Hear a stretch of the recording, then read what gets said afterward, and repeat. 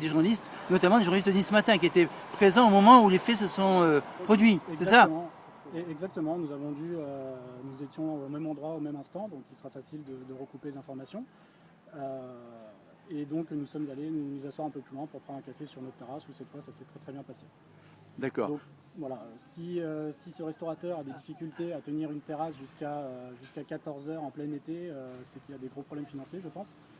Si les cuisines d'un centre comme ça, un petit peu touristique, n'accueillent pas des gens au-delà de 14 heures. Oui, puis même il n'était même pas 14 heures, Voilà, puisque voilà. c'est ce qu'il dit dans le journal. C'est quand même un mensonge quelque part, non? Moi, j'atteste qu'il était 13 heures grand maximum. Ça vous l'affirmez. Et vous également? Je confirme effectivement ce que dit mon collègue. Il était certainement aux alentours de 13 heures, entre 12h45 et 13h. Donc on ne peut pas être. Ça ne se passait pas à 14 heures.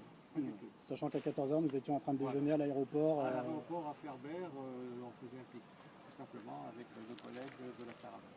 D'accord. Donc ça arrive souvent comme ça, quand même, cette manière comment dire, de réagir lorsqu'on est français, quoi. De plus en plus, moi, l'exemple que j'aurais le plus flagrant, ça m'est encore arrivé hier, c'est en voiture, tout simplement. Centre-ville, le conducteur derrière moi déboîte dans une camionnette blanche, alors qu'il y a une ligne blanche, c'est limité à 30 à l'heure, j'étais déjà à 30 à l'heure. En train de monter, on sait qu'il y a beaucoup d'enfants en ville ou de personnes âgées qui peuvent traverser. Le bonhomme essaie de me dépasser, j'étais en pleine accélération puisque je sortais d'un dodan. Il m'a fait une queue de poisson parce qu'il a dû se rabattre, la rue était très étroite, il m'a fait une queue de poisson, il a tiré le frein à main, il s'est reculé à côté de moi. On a commencé à discuter, bon, il m'a donné les petits noms d'oiseaux, je lui ai expliqué qu'en ville on ne doublait pas, surtout sur une ligne blanche et au-delà de 30 à l'heure ça se faisait pas trop. Et en gros il m'a dit, t'es qui, toi t'es un flic, bon je tends 3 petits points. Et évidemment, c'était quelqu'un qui était issu de l'immigration. C'était une chance pour la France, comme on dit. Oui, d'accord. Donc, alors, vous avez déposé une main courante auprès de la police, hein? Oui, c'est ça. Nous avons déposé une main courante auprès de la police en expliquant les faits, vu la proportion des événements sur TVA à cœur, justement.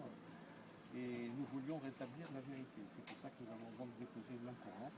Et nous réservons le droit éventuellement, si nous sommes attaqués par la justice ou par une association, de répondre d'une manière positive. Voilà. D'accord. Donc vous faisiez en fin de compte une caravane, hein, pour le Front National. Hein. Oui. Comment a réagi le Front National justement par rapport à ça?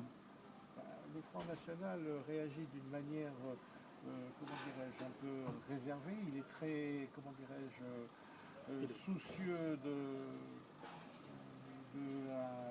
de l'impact. Et par contre, dans les instances du parti, et pour les gens, les militants, nous sommes quand même remontés parce que nous ne voulons pas être submergés par des gens qui veulent faire la loi. Voilà. C'est du racisme anti-français. Oui, et qui provient souvent de racailles d'ailleurs. Hein, par contre, tout au long du parcours, nous avons eu comment dirais-je, des signes positifs. On a eu quelques mains levées, etc. Mais ce que nous faisions, c'était tout simplement souhaiter la bienvenue.